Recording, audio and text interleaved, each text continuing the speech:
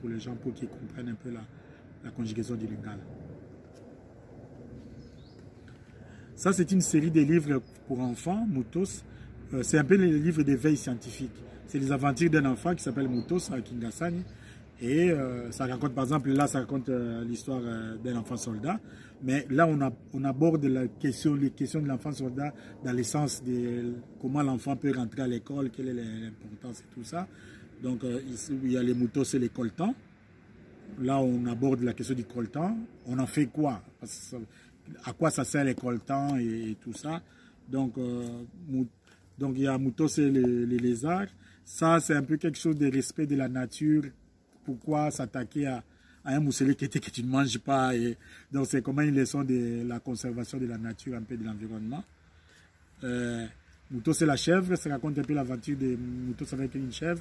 Mais ça montre que tu dois d'abord mettre l'école avant de jouer. Donc, c'est un peu l'école comme ça. Mutos, c'est les diamants. Là, on parlait du diamant. Tout le monde dit qu'on est riche, on a les diamants, mais à quoi ça sert? On doit savoir à quoi ça sert. Parce qu'on ne va pas être seulement dire qu'on est riche, on ne sait même pas pourquoi on meurt. C'est un peu l'histoire des diamants et des coltans. Ça, et les chiens méchants, c'est un prétexte d'un chien méchant, mais ça raconte un peu la signification du chapeau de léopard. Parce que parfois, on voit que Mobutu porte le chapeau de léopard. Parfois, on commence à croire que c'est seulement Mobutu, mais quelle est l'histoire par rapport à... Ça permet à nos enfants de connaître un peu notre histoire. À quoi ça sert? Quel est l'essence du chapeau de léopard? C'est ce qui est parlé là-dedans.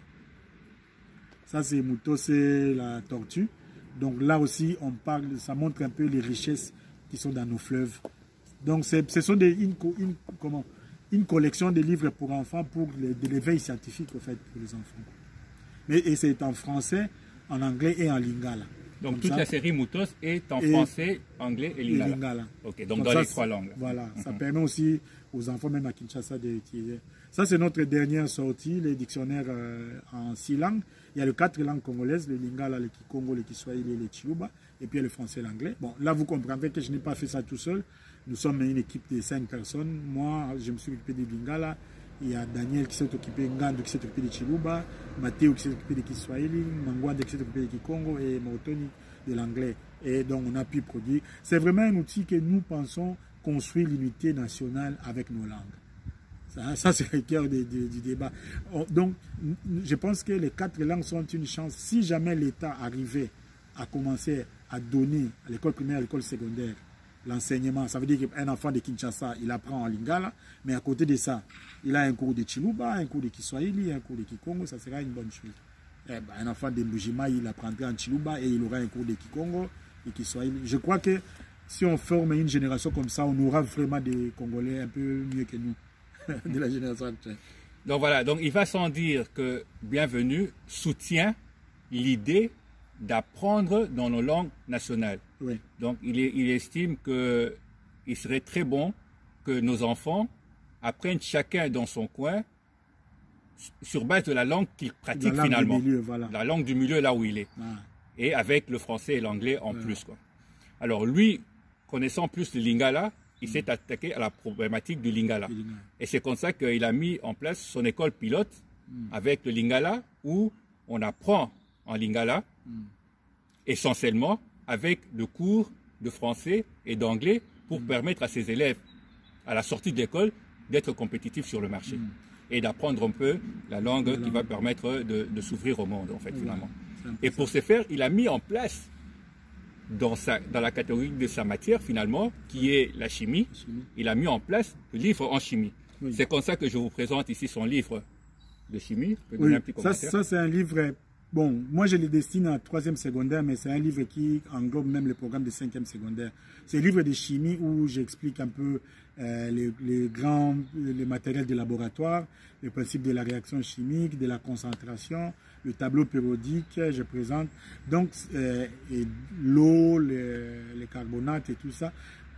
L'idée, c'est vraiment que l'enfant puisse apprendre la chimie avec la rigueur de la science. Ce n'est pas parce qu'on est en train de parler lingala qu'on va utiliser des termes comme ça. Non, c'est vraiment en lingala avec la rigueur de la science.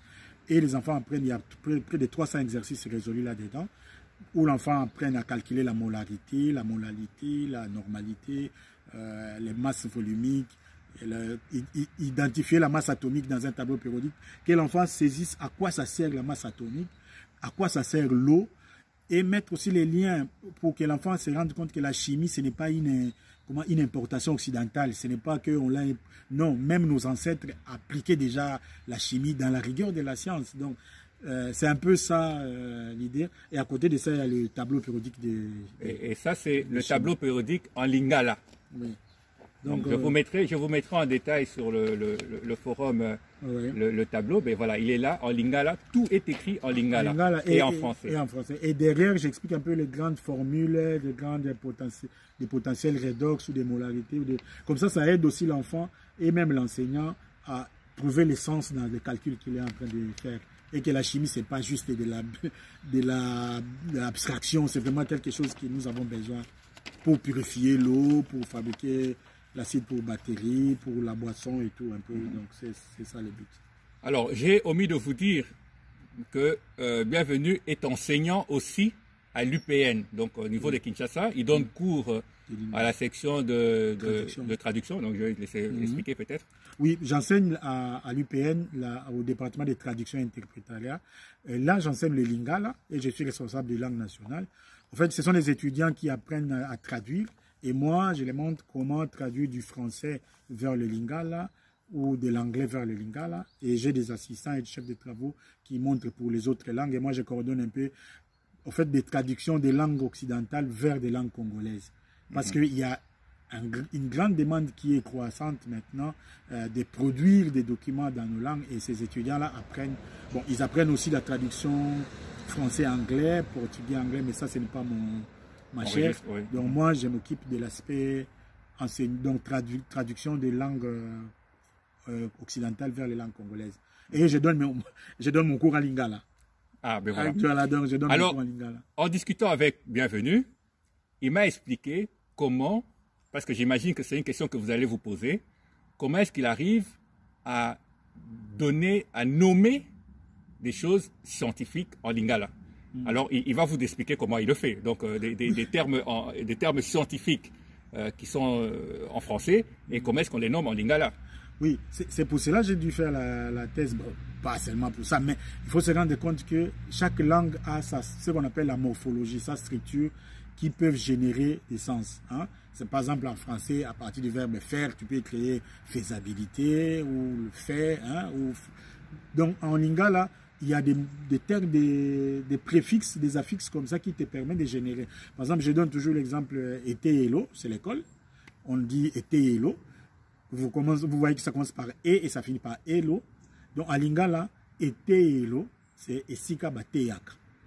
Donc, si tu comprends cette règle, donc tu peux créer ebotelo, esika babotaka, et bikiselo, esika babikisaka, et salelo, esika basalaka. Donc, tu peux créer des termes comme ça. À côté de ça, tu as, par exemple, en chimie, je ne traduis pas comment ces mots-là ont été créés en français pour les trouver en lingala. Non, je traduis les concepts. Par exemple, une réaction chimique, c'est quoi?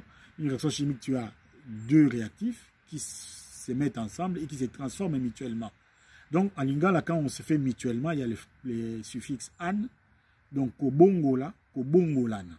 Ce qui fait que la réaction chimique, c'est quoi? C'est bobongolani. Babongolani, nazana mafuta, nazana na soud, natie bango sika moko na mai, mafuta abongoli soud abongoli mafuta, basangani bimisi savon. Hein? Donc, c'est ça. Donc, des termes comme ça, il y a pas mal de termes comme ça que nous utilisons. Et puis, il y a aussi les gens qui parlent lingala, qui connaissent mieux que nous. Et je vais chez les gens de l'Équateur qui ont vraiment beaucoup de vocabulaire et de tout ça. Donc, par exemple, les nerfs, hein, pour trouver le système nerveux central, c'est une maman qui vendait des celles-là qu'on appelle les mungwabakoko, là. C'est cette maman-là qui m'a dit que je lui ai expliqué les nerfs, c'était quoi? Il m'a dit non, ça c'est motungu.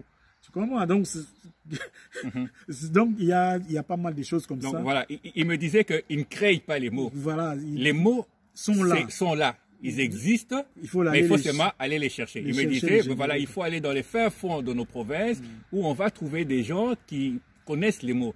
Et il m'a donné comme exemple, en discutant avec lui, il m'a parlé de l'Équateur, par exemple, où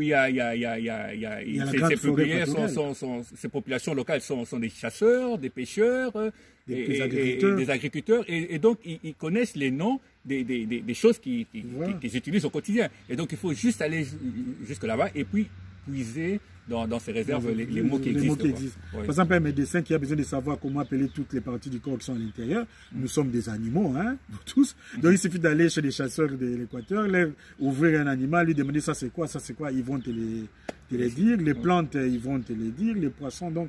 Et ça ce n'est pas seulement pour l'Équateur, je parle de l'Équateur pour les Lingala. La même chose, tu vas dans les Kasaï profonds, pour les Chiluba tu trouveras tout qui est là, pour les Kiswahili tu trouveras à l'est, pour les Kikongo tu trouveras.